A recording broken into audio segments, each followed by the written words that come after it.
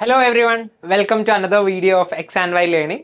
നമ്മൾ ഇന്ന് ഡിസ്കസ് ചെയ്യാൻ പോകുന്ന ഒരു ടോപ്പിക് എന്ന് പറയുന്നത് എല്ലാവരും പലപ്പോഴും ക്ലാസ്സുകൾക്കിടയിലും ക്ലാസ്സിന് ഇൻ ബിറ്റ്വീൻ ആയിട്ടും ഒക്കെ പലപ്പോഴായിട്ട് ചോദിക്കുന്ന ഒരു സംശയമാണ്. ഒരുപാട് ആളുകൾ നമ്മുടെ കമൻറ്റ് ബോക്സിലും മറ്റൊക്കെ ആയിട്ട് സോഷ്യൽ സയൻസുമായി റിലേറ്റ് ചെയ്തിട്ടുള്ള വീഡിയോസ് ഒക്കെ ഇടുന്ന സമയത്ത് പലരും ചോദിക്കാറുള്ള ചോദ്യമാണ്, എങ്ങനെയാണ് സോഷ്യൽ സയൻസ് നല്ല വൃത്തിയിൽ അടിപൊളിയായിട്ട് പഠിക്കാൻ പറ്റുക, എളുപ്പത്തിൽ പഠിക്കാൻ പറ്റുക, സോഷ്യൽ സയൻസ് എളുപ്പത്തിൽ പഠിക്കാൻ എന്തെങ്കിലുമൊക്കെ ഒരു മെത്തേഡ് ഉണ്ടോ സാറേ എന്നുള്ളത് നമ്മുടെ ലൈവ് ക്ലാസ്സസ് ആവട്ടെ റെക്കോർഡ് ക്ലാസ്സസ് ആവട്ടെ അതിലൊക്കെ പലരും ചോദിക്കാറുണ്ട്. അപ്പം ഇന്ന് അതിനുള്ള ഒരു സൊല്യൂഷൻ ആയിട്ടാണ് സാർ ഇവിടെ വന്നിട്ടുള്ളത്.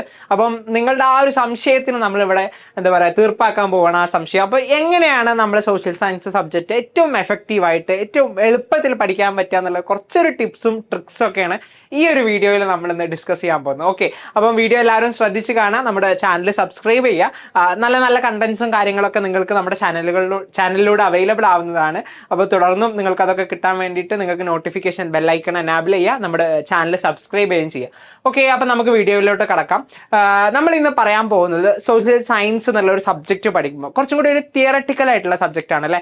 നമ്മൾ മാത്സ് പഠിക്കുന്നത് പോലെ അല്ലെങ്കിൽ ഏതെങ്കിലും ഒരു ലാംഗ്വേജ് ഭാഷ പഠിക്കുന്നത് പോലെ അറബിയോ ഇംഗ്ലീഷോ പഠിക്കുന്നത് പോലെയല്ല സോഷ്യൽ സയൻസ് പഠിക്കേണ്ടത്, കുറച്ചും കൂടി എൻ്റയർലി ഡിഫറെൻ്റ് ആണ് അല്ലേ. അപ്പോൾ ആ ഒരു ഡിഫറെൻ്റ് ആയിട്ടുള്ള ഒരു സബ്ജക്റ്റ് പഠിക്കുമ്പം എങ്ങനെയൊക്കെ നമുക്ക് അതിന് ഏറ്റവും എളുപ്പമുള്ള രൂപത്തിൽ ഏറ്റവും നല്ല എഫക്റ്റീവായിട്ട് ഇത് നോർമലി നമ്മൾ ഉപയോഗിച്ച് വരുന്ന അതേ രീതികൾ തന്നെയാണ്, പക്ഷെ അതിന് കുറച്ചും കൂടി ഒന്ന് എഫക്റ്റീവായിട്ട് മാറ്റുകയാണെന്നുണ്ടെങ്കിൽ സോഷ്യൽ സയൻസ് എന്ത് ചെയ്യാൻ പറ്റും, നമുക്ക് എളുപ്പത്തിൽ പഠിക്കാൻ പറ്റും. അപ്പോൾ ആദ്യത്തെ കാര്യം എന്താണെന്ന് നോക്കാം. ആദ്യത്തെ കാര്യം നമ്മൾ പ്രധാനമായിട്ട് നോക്കേണ്ടത് get engaged with the subject.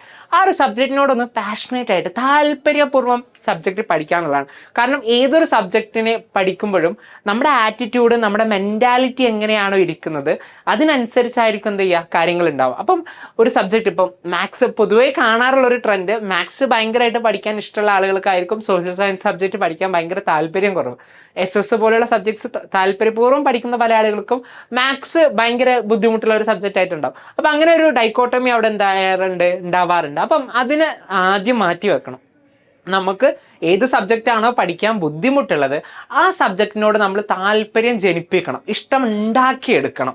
അത് എത്ര ബുദ്ധിമുട്ടിയിട്ടാണെങ്കിലും നമ്മൾ ഇൻട്രസ്റ്റോട് കൂടിയിട്ട് പഠിക്കാനിരിക്കണം. ഐ ക്യാൻ എന്നുള്ള, എനിക്കത് സാധിക്കും, എനിക്ക് പഠിച്ചെടുക്കാൻ പറ്റും എന്നുള്ള ഒരു ആറ്റിറ്റ്യൂഡോട് കൂടിയിട്ട് വേണം എന്ത് ചെയ്യാൻ, നിങ്ങൾ ആ ഒരു സബ്ജക്റ്റ് അപ്രോച്ച് ചെയ്യാൻ. അപ്പോൾ ആദ്യം എന്ത് ചെയ്യുക, ആ ഒരു മെൻറ്റാലിറ്റി സബ്ജക്റ്റിനോടുള്ള താല്പര്യം നിങ്ങൾ എന്ത് ചെയ്യുക ഫസ്റ്റായിട്ട് ഉണ്ടാക്കിയെടുക്കുക എന്നുള്ളതാണ്. ഓക്കെ, സബ്ജക്ട്സ് പിന്നെ പഠിക്കുമ്പോൾ ഞാൻ നേരത്തെ സൂചിപ്പിച്ചു കഴിഞ്ഞാൽ നല്ല തിയറട്ടിക്കൽ ആയിട്ടുള്ള ഒരു വിഷയമാണ് നമ്മുടെ സോഷ്യൽ സയൻസ് എന്ന് പറയുന്നത് അല്ലേ.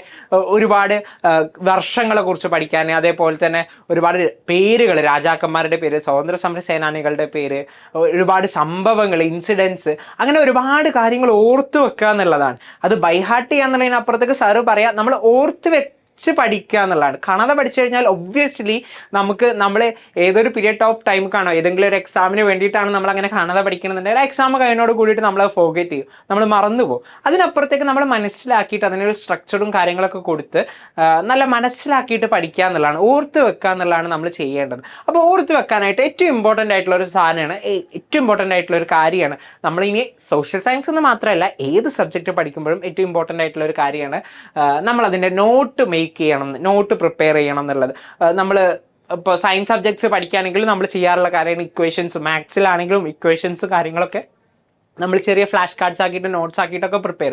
അതുപോലെ സോഷ്യൽ സയൻസ് പഠിക്കുന്നതിൽ ഏറ്റവും ഇമ്പോർട്ടൻ്റ് ആയിട്ടുള്ള പ്രൈമറി ആയിട്ടുള്ള കാര്യമാണ് നമുക്ക് നോട്ട് ഉണ്ടായിരിക്കുക എന്നുള്ളത്. കാരണം നമ്മുടെ ടെക്സ്റ്റ് കുറച്ചും കൂടി വൈഡായിട്ട് ഒരുപാട് ഏരിയാസ് ഡിസ്കസ് ചെയ്ത് പോകുന്നുണ്ടാവും. അപ്പോൾ അതിനെ ഏറ്റവും ക്രിസ്പാക്കിയിട്ട് ഷോർട്ടാക്കിയിട്ട് മാറ്റുക എന്നുള്ളതാണ് നമ്മുടെ നോട്ട്സ് വഴി നമുക്ക് എന്ത് ചെയ്യാൻ പറ്റുന്നത്. അപ്പോൾ ഒരു ചാപ്റ്റർ എടുക്കുകയാണെങ്കിൽ ആ ചാപ്റ്റർ നമ്മൾ ഇപ്പം നമുക്ക് നോർമലി ക്ലാസ് എടുക്കുന്ന സമയത്ത് ടീച്ചർ പഠിപ്പിച്ചു തരുന്ന ചാപ്റ്റർ ആണെന്നുണ്ടെങ്കിൽ ആ ഒരു ചാപ്റ്റർ കഴിഞ്ഞോട് കൂടിയിട്ട് ആ ചാപ്റ്ററിൻ്റെ ഒരു സിംപ്ലിഫൈഡ് ആയിട്ടുള്ള നോട്ട് നമുക്ക് ഉണ്ടാവണം. ചിലപ്പോൾ നമുക്ക് ടീച്ചേഴ്സ് ആ നോട്ട് പ്രൊവൈഡ് ചെയ്യും, അല്ല നമുക്ക് ലെക്ചർ ക്ലാസ്സസ് ഒക്കെ ആണെന്നുണ്ടെങ്കിൽ നമ്മൾ എന്ത് ചെയ്യുക സെപ്പറേറ്റ് ആയിട്ട് ഒരു നോട്ട് പ്രിപ്പയർ ചെയ്യുക, നമ്മുടേതായിട്ടുള്ള ലാംഗ്വേജിൽ നമ്മുടേതായിട്ടുള്ള കാര്യങ്ങളൊക്കെ യൂസ് ചെയ്തിട്ട് ഒരു സെപ്പറേറ്റ് ആയിട്ടുള്ള നോട്ട് നമ്മൾ എന്ത് ചെയ്യണം പ്രിപ്പയർ ചെയ്യാൻ ശ്രദ്ധിക്കണം എന്നുള്ളതാണ്. അത് പ്രിപ്പയർ ചെയ്യുമ്പോൾ നോർമലി നമ്മൾ നോട്ട് ഉണ്ടാക്കുന്നതിനപ്പുറത്തേക്ക് നമുക്ക് എന്ത് ചെയ്യാൻ പറ്റും, കുറച്ച് ടെക്നിക്സും കാര്യങ്ങളും നോട്ട് പ്രിപ്പറേഷനിൽ ഉൾപ്പെടുത്താൻ പറ്റും.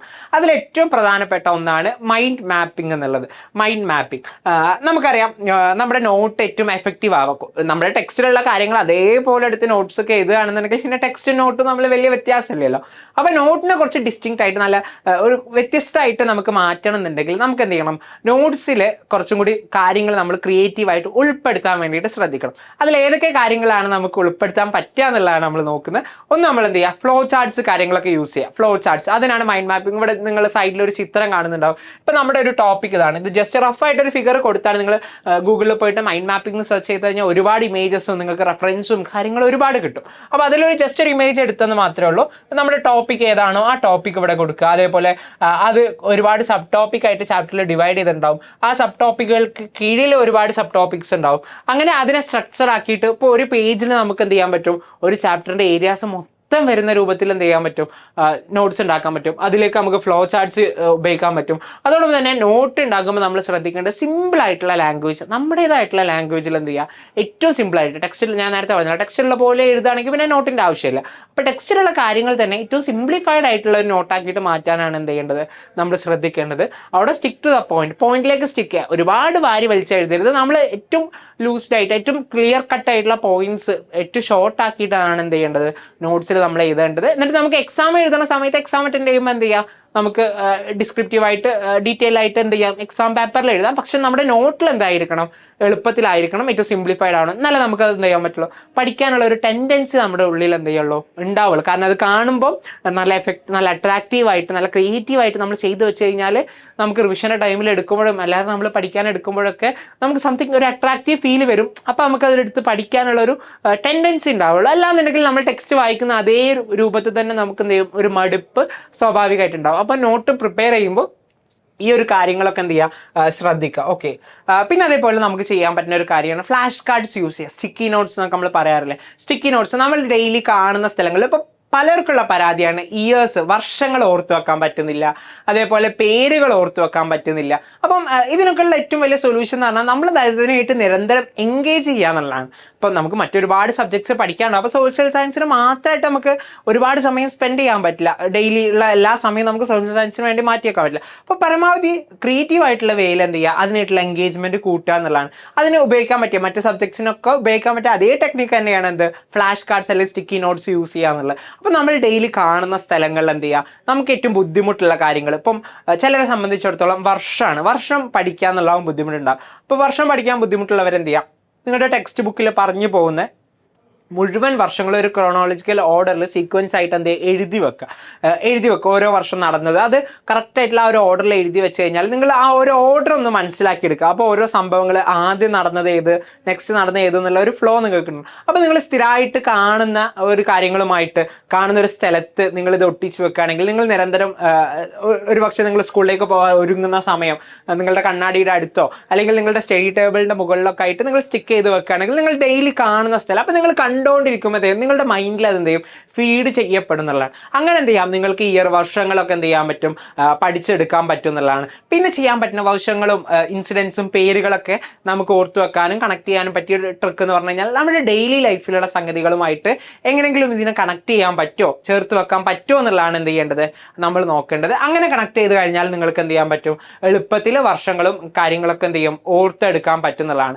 അപ്പോൾ ആ ഒരു കാര്യം ഫ്ലാഷ് കാർഡ് എന്നുള്ളൊരു സംഗതി നോക്കുക. പിന്നെ ഏറ്റവും ഇമ്പോർട്ടൻ്റ് ആയിട്ടുള്ള ഒരു കാര്യമാണ് teaching is A learning itself is A learning process എന്നുള്ളതാണ്. അപ്പം നമ്മളൊരു കാര്യം പഠിച്ചു കഴിഞ്ഞാൽ നമ്മളത് പഠിച്ചിട്ടുണ്ടോ, നമുക്ക് ഓക്കെ ആണോ, ക്ലിയർ ആയിട്ടുണ്ടോ എന്ന് മനസ്സിലാക്കാൻ പറ്റിയ ഏറ്റവും നല്ല എഫക്റ്റീവ് വേ ആണ് അത് മറ്റൊരാൾക്ക് പഠിപ്പിച്ച് കൊടുക്കുക എന്നുള്ളത്. അപ്പോൾ നമുക്ക് മറ്റൊരാൾ പഠിപ്പിച്ചു കൊടുക്കാനില്ല എന്നുണ്ടെങ്കിൽ നമ്മൾ സ്വയം നമുക്ക് പഠിപ്പിച്ചു തരാം.